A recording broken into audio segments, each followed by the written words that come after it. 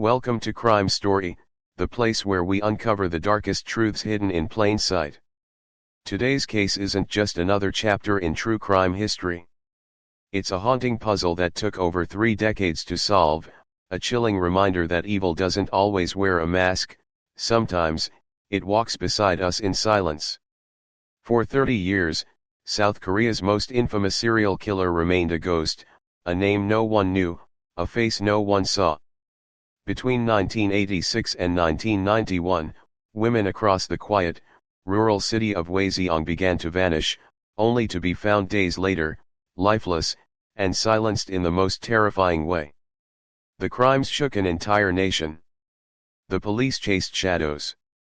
The public lived in fear. And the true killer? He slipped through it all, undetected, untouched, and free. It wasn't until 2019, 3 decades after the first murder, that the truth was finally dragged into the light. A DNA match. A confession. And a name, Lee Choon-jae. By then, it was too late to bring full justice. But it wasn't too late to tell the truth. If stories like this keep you thinking long after the screen goes dark, don't forget to like this video, subscribe, and leave a comment below. Your support helps us bring more chilling cases like this one to light, and gives a voice to those who no longer have one. Now, let's begin the story of South Korea's most terrifying killer, a man who murdered in silence, and disappeared into the crowd. It began quietly, as many tragedies do. On a late afternoon in September 1986, a 71-year-old woman named Lee Won-im was walking home after visiting her daughter. It was a familiar road in Hwaseong, a peaceful rural town just outside Seoul. The kind of place where people left their doors unlocked and knew their neighbors by name. But that day, Lee never came home. 4 days passed. Her family reported her missing. Posters were hung. But hope started fading fast.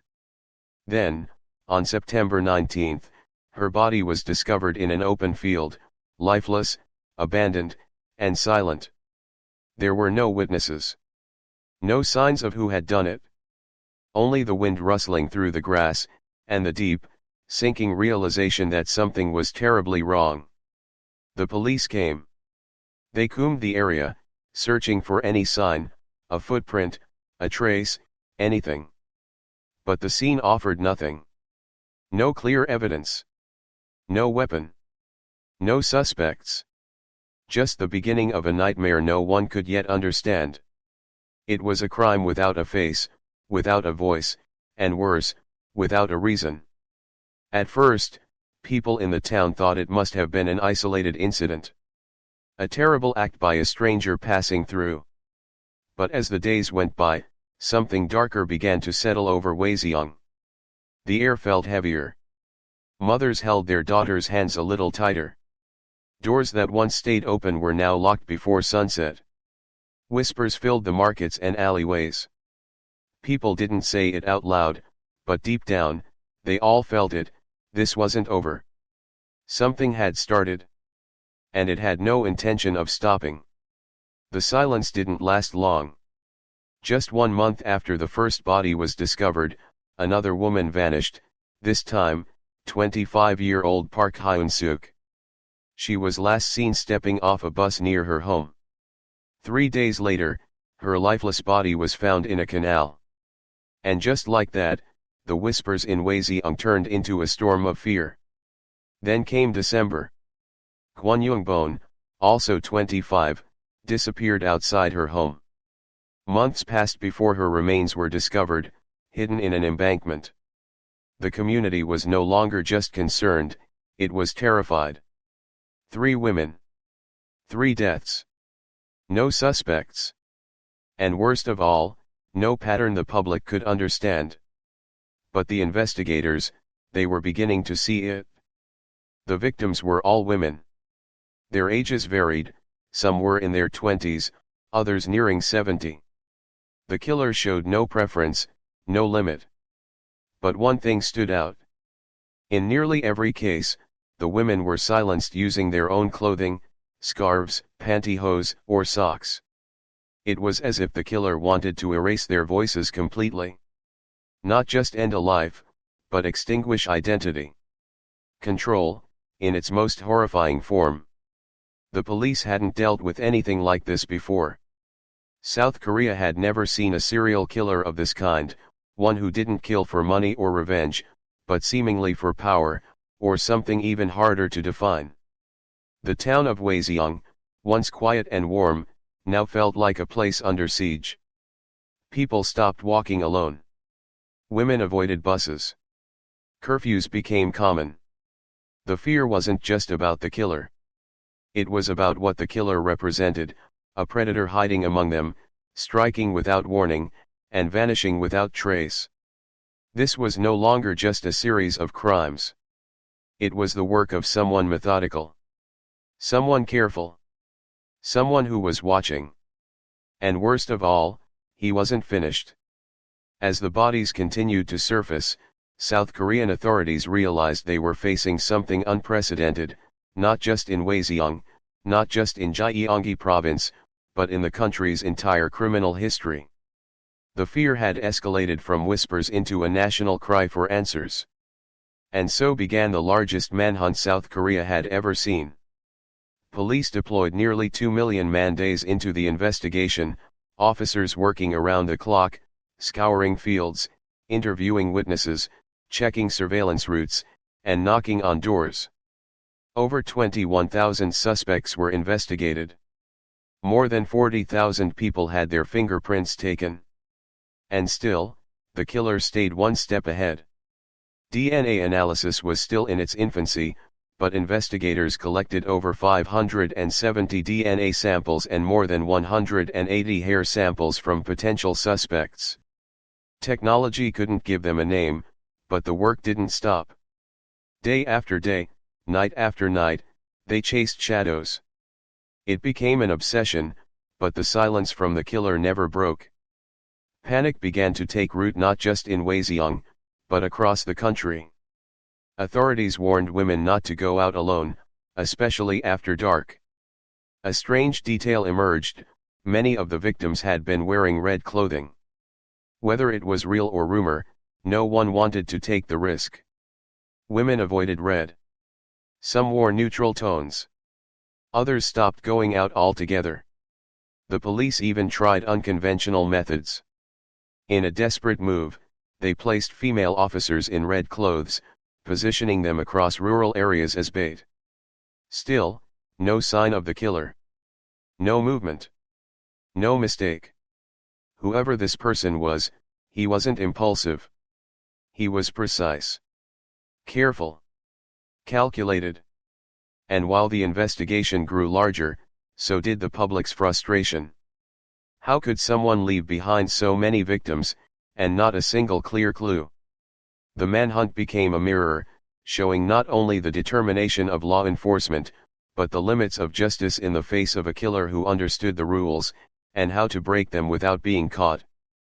By the time the eighth victim was found, a 14-year-old girl named Park Sang-hee, the pressure on police had reached a boiling point. The country was growing restless. Politicians wanted results. The public wanted answers. Fear was beginning to turn into anger. And so, in July 1989, police made an arrest. A young man named Yoon Sung-yeo, just 22 years old, was taken into custody. Yoon was soft-spoken, with a disability that affected his hearing and speech. He was vulnerable, unsure, and alone. But the investigation was relentless. Days of questioning turned into psychological warfare. According to later court documents, he was denied proper legal representation. The pressure was immense. Eventually, Yoon confessed. But not because he was guilty. He confessed because he wanted it to stop. The confession became the centerpiece of the prosecution's case. Never mind that the forensic evidence was shaky at best. A pubic hair sample was tested and showed only a 40% match, far from conclusive. DNA. It didn't match. His story? Inconsistent and confused. But the authorities were under fire. They needed someone to blame. And Yoon became their answer. He was convicted of murder and sentenced to life in prison. The real killer, Lee Choon-jae, watched from afar, untouched. The crimes continued. More women were attacked. But the public didn't know. They thought the nightmare was over. That justice had been served. Meanwhile, Yoon sat behind bars for 19 years, forgotten, silenced, and innocent. It would take decades before anyone would realize just how wrong it all was. But back then, no one was asking the right questions. And the man who should have been hunted, was still walking the streets, unnoticed, and preparing for his next move. By the early 1990s, the trail of the Hwaseong murders had gone cold. Public attention faded. The police moved on. But the killer hadn't stopped, not yet. His final known crime would not be a part of the original serial case, but it would be the one that finally put him behind bars. In January 1994, Lee Choon-jae invited his 18-year-old sister-in-law to visit him. His wife had recently left him, and the family was still reeling from the separation. On the surface, it seemed like a gesture of goodwill, a brother-in-law helping out. But behind closed doors, the monster re-emerged. Lee drugged her, assaulted her, and took her life, coldly, deliberately, and without remorse. For the first time, the mask slipped. Lee wasn't careful this time. He tried to cover his tracks, pretending to help in the search for the missing girl. He even stood beside his father-in-law and filed a police report, claiming she may have been abducted. But detectives quickly noticed cracks in his story. During questioning, he asked a chilling question: "How many years do you serve in prison for rape and murder?" That single line unraveled everything. Lee was arrested and charged with murder. At trial, he denied responsibility and claimed his confession was forced. But the evidence spoke louder than he did. In May 1994, he was sentenced to death. That sentence would later be reduced to life imprisonment, with the possibility of parole after 20 years. The irony? While Lee sat in prison, the Hwaseong case files gathered dust in police archives. No one realized the man they had locked up for one murder was the same man they had been chasing for years. The ghost of Hwaseong was hiding in plain sight, in a prison cell, living under a different charge, his past buried by time and missed connections. For decades, Lee remained quiet. He served his sentence, stayed under the radar. Meanwhile, families of the Hwaseong victims mourned without answers. The wrong man had already paid. The real killer had been caught, just not for the crimes that haunted an entire country. But the truth was still out there, waiting. And justice wasn't finished yet.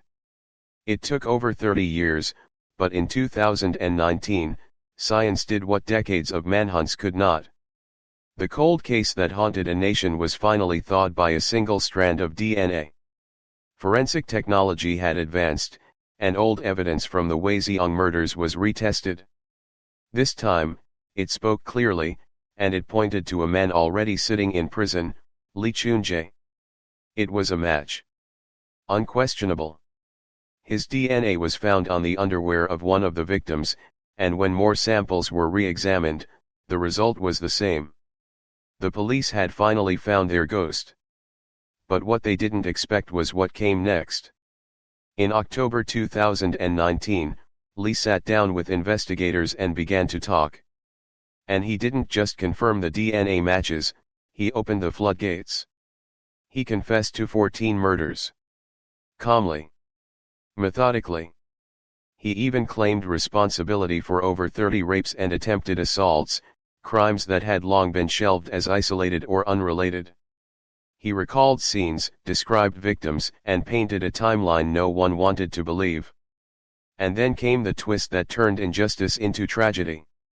Among the murders Lee confessed to, was the 8th case, the one that had led to Yoon Sung-yeol being wrongfully imprisoned for nearly 2 decades. Lee described the crime in haunting detail, the location, the sequence, even the victim's appearance. It was more than the police ever had from Yoon. The man they had locked away was innocent. The man who had walked free, was guilty all along. The revelation hit the country like a tidal wave. Police who had spent years chasing leads were now facing the truth. He was right there the whole time. Not in the shadows, but behind bars for a different crime. And no one had looked close enough to connect the dots. The public, stunned, began to demand accountability. How could this have happened? How could so many lives be taken, so many families destroyed, and the answer be hidden in plain sight? Lee showed no emotion. No remorse. He wasn't defensive. In fact, he admitted to everything with an eerie kind of detachment, as if he were recounting someone else's life. He even helped identify 4 additional murders no one had connected to the Hwaseong killer before. The ghost had a name. The killer had a face. And South Korea was forced to reckon with a truth that had been buried for too long. The monster they feared had already been caught, just not for the right reasons. For nearly 2 decades, Yoon Sung-yeol lived behind bars for a murder he didn't commit. He entered prison as a confused young man, barely in his 20s. He left as a forgotten name, damaged by time and a justice system that had failed him in every possible way. But in 2019, after Lee Choon-jae's shocking confession, the truth could no longer be buried. The courts reopened Yoon's case. What followed was both vindication and devastation. His conviction was overturned. The evidence, weak to begin with, had been manipulated. His confession, now fully discredited, was the result of coercion and abuse. During the original investigation, he had been beaten, threatened, and denied basic rights. The very people tasked with protecting justice had twisted it into something cruel. In a rare moment of accountability, 8 police officers from the original Hwaseong task force were charged with misconduct, abuse of power, and falsifying evidence. It was a stunning reversal, not just of a single case, but of the trust the public once placed in the system. The investigation revealed a dark truth: in the desperate pursuit of a suspect, law enforcement had chosen speed over accuracy, pressure over truth. Meanwhile, Lee Choon-jae sat through interrogations and courtroom appearances with the same disturbing calm he'd always carried. He didn't apologize. He didn't show remorse. His voice remained flat, detached. He spoke of his crimes like items on a checklist, as if none of it truly belonged to him. When asked why he did it, he gave no real answer. And perhaps that was the most frightening part: the complete lack of emotion, the absence of humanity. The public watched in disbelief. The media coverage was relentless. The outrage grew louder with each new revelation. How could this happen? How could an innocent man be imprisoned while the real killer lived freely, even starting a family, holding down jobs, and blending into normal life? South Korea was forced to confront a painful truth. The Hwaseong case wasn't just a tragedy because of the lives lost. It was a tragedy because so much of the pain could have been prevented, had the system worked the way it should have. The case shook public faith in law enforcement, triggered new conversations about police reform, and left behind a deep scar that still hasn't fully healed. Justice, in the end, came too late. And for many, it came with a bitter taste, because the damage had already been done. The truth had finally come out, but it didn't come with closure. Not fully. Because even after confessing to 14 murders and more than 30 assaults, Lee Choon-jae could not be tried for any of the Hwaseong killings. The statute of limitations had expired. Legally, those crimes were frozen in time, beyond the reach of any courtroom. The killer had told the world what he did, and walked away from it with no new charges. He remains behind bars, yes, but not for the horrors that made him infamous. He's serving a life sentence for the 1994 murder of his sister-in-law, the only crime that the law could still hold him accountable for. It's the smallest corner of his darkness, and yet, the only one that fits inside the boundaries of legal punishment. Lee has never asked for parole. He claims he doesn't want freedom, not because of guilt, but because of fear. He knows what would be waiting for him outside. A public that no longer sees a man, only a monster. He said once that he didn't want to end up like other high-profile criminals who were released and faced violent backlash and public rage. For a man who once walked through life unnoticed, he now lives in isolation, not from bars, but from infamy. But while Lee remains locked away, the wounds he left behind are wide open. The families of his victims never received justice, not in the way they deserved. They never got to see him tried for the pain he caused. Never got to hear a jury say, guilty. Never got to watch the law, slow as it may be, catch up to the truth. They live with that silence now, a different kind of sentence. The Hwaseong murders changed South Korea. They changed how the country sees crime, how it remembers its victims, and how it questions its own justice system. The truth eventually came, but it came too late to stop the suffering, too late to undo the years stolen, too late for the justice so many hoped for. And in the end, we're left with a single question. One that echoes far beyond this case. What happens when the truth arrives too late? Thank you for watching this episode of Crime Story. Some stories don't end with a verdict. Some don't end at all. The case of Lee Choon-jae is not just about one man, it's about the lives he shattered, the justice that came too late, and the system that failed to see clearly when it mattered most. If this story moved you, disturbed you, or made you think, please take a moment to like this video, subscribe to the channel, and share your thoughts in the comments. Your support helps us continue telling these powerful stories, stories that deserve to be remembered. Until next time, stay curious, stay questioning. And never forget, the truth always finds its way to the surface. This is Crime Story, and we'll see you in the next case.